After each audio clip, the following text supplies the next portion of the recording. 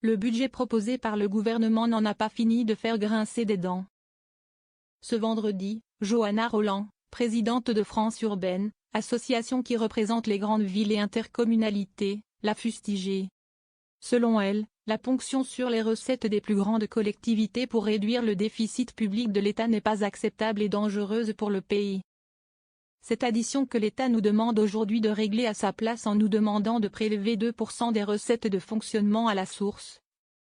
Je le dis clairement, cette mesure n'est pas acceptable, elle est dangereuse pour le pays, a estimé la maire socialiste de Nantes, au lendemain de la présentation du projet de loi de finances pour 2025.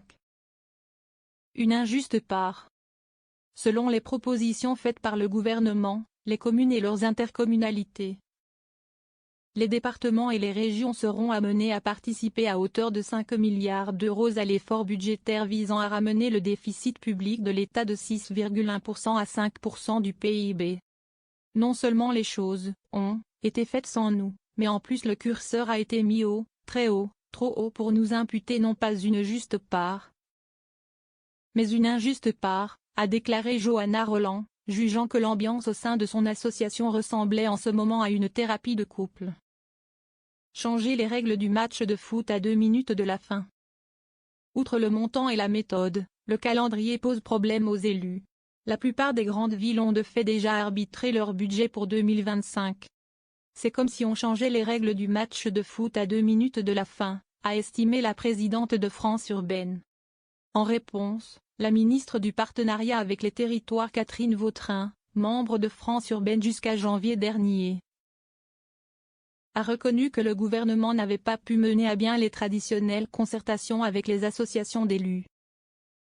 Vous avez exprimé une colère froide, elle est d'autant plus grave qu'elle est froide, a-t-elle observé tout en rappelant que le texte présenté était une version 1 de la discussion budgétaire.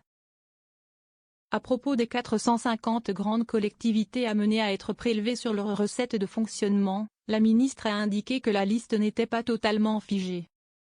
Un coup de poignard dans le dos. La liste des communes concernées dépend à la fois de l'indice de fragilité de certaines communes qui, potentiellement, n'entreront pas dedans. Et peut-être que c'est là où il faut trouver une marge de manœuvre, a-t-elle déclaré lors d'un point presse, estimant que l'objectif était le total, en bas de la page. La diminution forte annoncée de nos recettes, à un niveau jamais atteint, sans discussion préalable, est un coup de poignard dans le dos, avait déclaré dans la matinée le président écologiste de la métropole lyonnaise, Bruno Bernard. Le projet de budget 2025 prévoit un effort de 5 milliards d'euros pour les collectivités, soit 12,5% de l'effort global d'économie exigé en 2025 des administrations publiques. Alors que les collectivités représentent 20% de la dépense publique, assure ton côté ministère.